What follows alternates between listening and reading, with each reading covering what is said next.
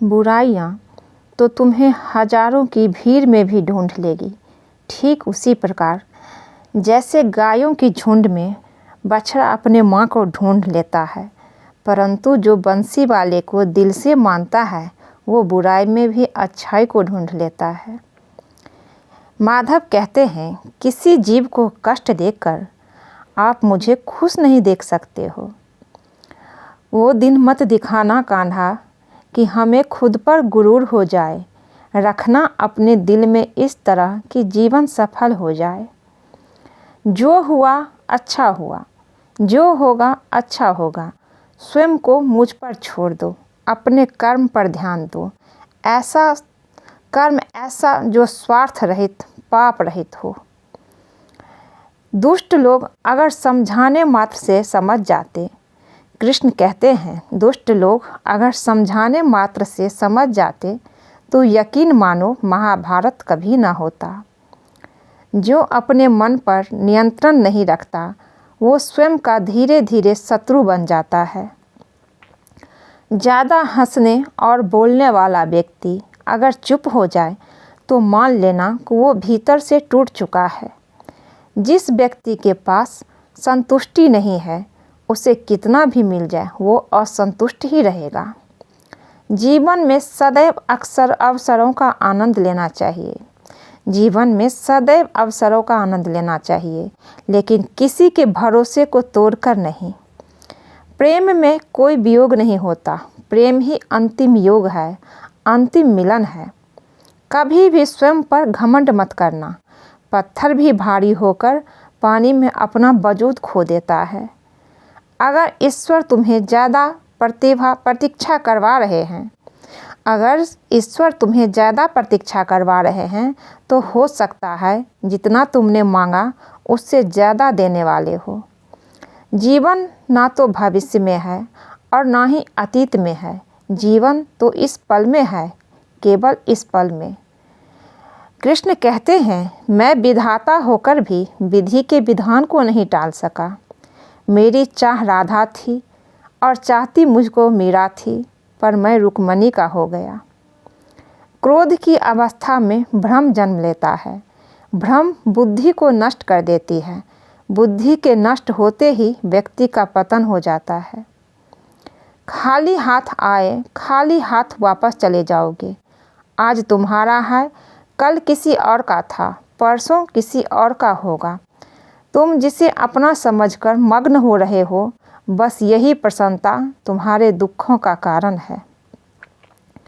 आत्मा को शस्त्र नहीं काट सकता, अग्नि नहीं जला सकती, जल नहीं बुझा सकता, वायु नहीं सुखा सकती। मैं सब प्राणियों को समान रूप से देखता हूँ। कृष्ण कहते हैं, मैं सब प्राणियों को समान रूप से देखता हूँ। ना कोई मुझे कम प्रिय है ना अधिक, लेकिन जो मेरी प्रेम पूर्वक आराधना करते हैं वो मेरे भीतर रहते हैं और मैं उनके जीवन में आता हूँ। वो जो सभी इच्छाएं त्याग देता है और मेरा की लालसा तथा भावना से मुक्त हो जाता है, उसे शांति प्राप्त होती है। मैं धरती की मधुर सुगंध हूँ, मैं अग्नि की उष्मा हूँ। सभी जीवित प्राणियों का जीवन और सन्यासियों का आत्म संयम भी मैं ही हूँ। फल की अभिलाषा छोड़कर कर्म करने वाला पुरुष ही अपने जीवन को सफल बनाता है। इस भौतिक जगत में जो व्यक्ति ना तो सुख की प्राप्ति से हर्षित होता है और ना अशुभ के प्राप्त होने पर उससे घृणा करता है, वो पूर्ण ज्ञान में स्थिर रहता है। जो अपने हिस्से का काम किए बिना ही भोजन पाते हैं वो चोर है। जिस व्यक्ति को आपकी कदर नहीं, उसके साथ खड़े रहने से अच्छा आप अकेले रहे।